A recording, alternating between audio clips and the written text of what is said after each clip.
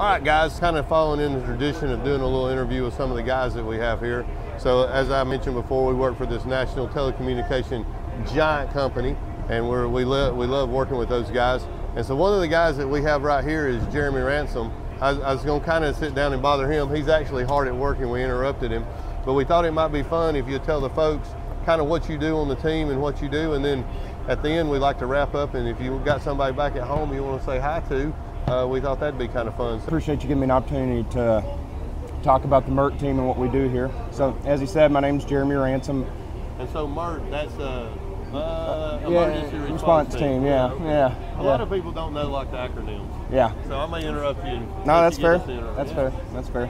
So I get to play the role of the group lead for the emergency response team. We call you team lead behind your back. Yeah, well, I get called a lot of things behind my back, so it's okay. That's awesome. You know, we've got a hierarchy of management that helps support this operation, and I get to kind of play this middleman role. And I'll be honest, we're such a team of strong players that I think we all kind of play the group lead role a little bit. I mean, I may have it in title. That just means I get to do more paperwork. That everybody specializes in something different. Everybody has a strong suit.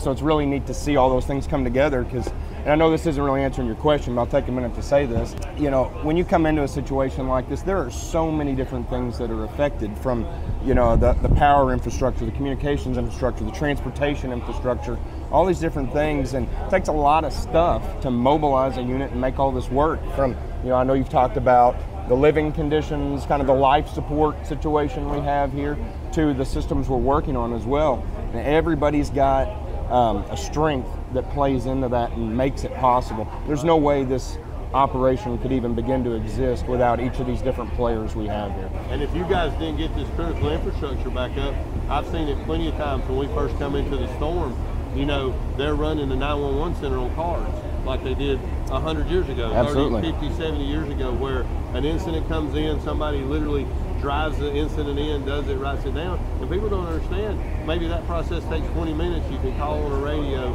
and get somebody out there. That might be one life saved. Absolutely. So the faster we get the infrastructure back, the faster the Florida Power and Light, the faster Georgia Power, the faster all these other folks can get their stuff back up. I don't know if it's a little cliche to say this, in what we do here, we're the first responders for the first responders.